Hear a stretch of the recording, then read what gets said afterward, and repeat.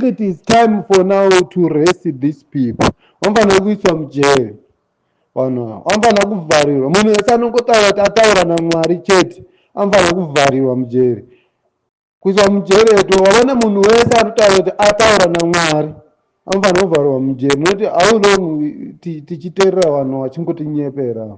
How long? Nema vachingonyepa. Tarisawo nemusafariro uri kuita vanhu vemuZimbabwe nei. Do you think kuti Mwari chii chaada kubenefita chaicho? Akangotarisa nje, akutotarisa vanhu vachitosafa. Chii chaada kuachiva pa the suffering of people? And then you say wataura naMwari. Really? Anofanira kuvharirwa mujeri mudhara.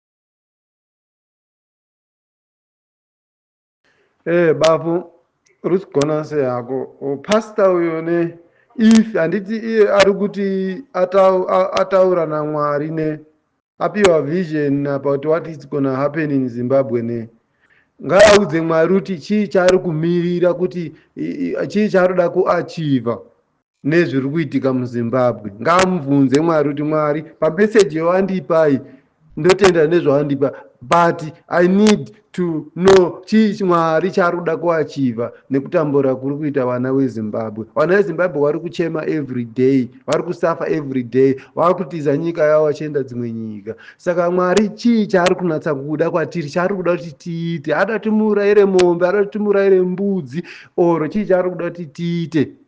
Mwari kuti akwanise kutiregerera pane zvatakamutadzira iye Mwari. Saka pastor uyo zvinhu zvaari kutaura ne tanzwa nemapastor vanonge vachingotinyepera, maprofesa vachitinyepera. Iye handiti anokwanisa kutaura naMwari isi vamwe hatikwanisi kucommunicata naye ne iye anokwanisa kuti acommunicate naMwari amuudze chii chiri kuitika. Saka ngaamubvunze Mwari kuti please tokumbira ruregerero pane zvatakamutadzira, ngatisunungure atibvisiro ZANU-PF. Handiti ane communication naMwari. I think it is time for now to arrest these people. Vanofanira kuiswa mujeri. Vanhu vanofanira kuvharirwa. Munhu wese anongotaura kuti ataura naMwari chete anofanira kuvharirwa mujeri. Kuiswa mujeri eto, waona munhu wese anotaura kuti ataura naMwari anofanira kuvharirwa mujeri. Nokuti how long tichiteerera vanhu vachingotinyepera? How long? Nema vachingonyepa. Tarisawo nemusafariro uri kuita vanhu vemuZimbabwe nei. Do you think kuti Mwari chii chaada kubenefita chaicho? Akangotarisa nje, akutotarisa vanhu vachitosafa. Chii chaada kuachiva pa the suffering of people? And then you say wataura naMwari. Really? Anofanira kuvharirwa mujeri mudhara. Bafu pane vhidhi raElon Musk randawana kuTikTok ne uteerere zvaari kutaura, and then you can understand what is going on.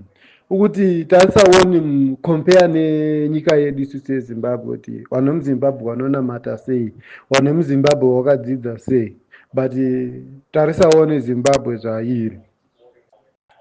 Uzvibvunze iwo. Elon Musk ari kutaura izvozvo kuti the more kuva too much Christian too much educated people, hapana zvinobuda ipapo.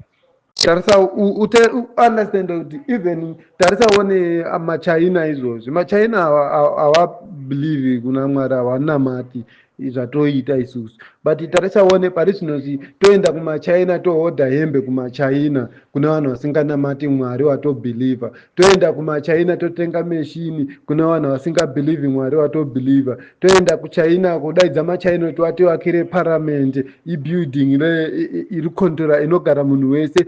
Zvinhu zvese zviri kuitika muZimbabwe zvodiscussiwa muthat building yakavakiwa navanhu vasingabhilivhi Mwari watobhilivha. And then totapedza toti tiri vanhu vari kushandisa brain. MaChina ndio vari kutovakira mabhiriji muZimbabwe. MaChina ndio vari kutovakira iparliament muZimbabwe. And then sapedza ipapa totati God is good. Really? Yes, if it's good, it's good to another one. But thinking about this, Bafuti, Machina, our believe at all. Havatobhilivhi zvekuda kuti mwari hazviko, and then toenda totora zvinhu kune vanhu ivavo zvichatibetsera isusu tikwanise kusevhaivha. Totora help kune vanhu ivavo vasingatobhilivhi zvamwari, toenda kotora help kune machaina, and then we still kneel down and say God please help us. Amachaina havatona kana basa nazvo, chinhu chavari kuda is working hard to prove something and live something. Abona isusu tiri busy kunamata kuti tira kuenda kudenga kuita sei uchisafa pano pasi. If dai God is good, if he really meaning kuti God is good, kudenga kune nzvimbo yakanaka uko kune uchine mukaka ne wai vanhu vese vasingafi vangoenda ikoko kuvatore zvinhu zvakanaka bapo ndokuisira chinhu chakanaka apa baba pabona ndokuisira chinhu chakanaka apa and alright even alright as an example ne ndokuisira chinhu chakanaka apa pamberi pako, and then ndondakuudza kuti but ichi chinhu hacho chakanaka, but kune chimwe chinhu chauchazowana kana wafa kudarika chauri kuona pamberi apa. Uchuza chii chaunoda kuti urambe uchiri panapa uchirarama uchisafa than kuti uende kudenga ungodini wowana zvinhu zvauri kuda zvakanaka ikoko. Saka it's about wabona imindset yedu isusu vanhu vatema it's something is very wrong about us. Just because you pray to go to hell ne kudenga kuti uzoti urarame upenyu hwakanaka, uwane zvinhu zvakanaka uchine mukaka watu, but pano pasi uri kusafa 24/7, and then oti something is not right, bafo. It's not normal about us. Because black people, we have a big problem. Big problem. We have no leaders but looter. Zimbabwe corruption is madness. I remain one blow, Mr. Blow, as I blow the corruption. Mutilation for my generation. Hear me now. Shout out to Raspi. We have a mafia government in Zimbabwe. We have no rights in Zimbabwe because the police and them soldiers are corruption.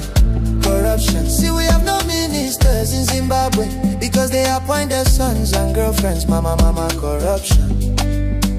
The police is brutal, the military is volatile. See, corruption. Every corruption in Zimbabwe. Hear me now. How can a whole nation with ministers lost 15 billion? Zimbabwe is funny, the diamonds were given to Chinese in exchange for cheese. What about your Zimbabwe? Yeah. Corruption, 3 airplanes went missing. Mugabe and his in-laws some were dishing. Let's talk about weak, no solar and hospital plus goats. The minister and president lie under oath. They injected Morgan and silenced the revolution. I cry corruption. They paid Nelson and stole the election. The nation left in confusion. Mr. Wamblo, I say it's corruption. Big up to you, Wambo.